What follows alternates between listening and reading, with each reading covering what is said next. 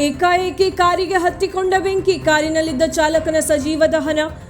ಯಲ್ಲಾಪುರ ತಾಲೂಕಿನ ಅರೆಬೈಲ್ಘಟ್ಟದ ರಾಷ್ಟ್ರೀಯ ಹೆದ್ದಾರಿ 52ರಲ್ಲಿ ನಡೆದ ದುರ್ಘಟನೆ. ಹುಬ್ಬಳ್ಳಿ ಕಡೆಯಿಂದ ಅಂಕೋಲಾ ಕಡೆಗೆ ಹೊರಟಿದ್ದ ವೋಕ್ಸ್ ವ್ಯಾಗನ್ ಕಾರು ಸುಟ್ಟು ಭಸ್ಮವಾದ ಹಿನ್ನೆಲೆ ಪತ್ತೆಯಾಗದ ಚಾಲಕನ ಗುರುತು. ಸ್ಥಳಕ್ಕೆ ಯಲ್ಲಾಪುರ ಪೊಲೀಸರಿಂದ ಭೇಟಿ.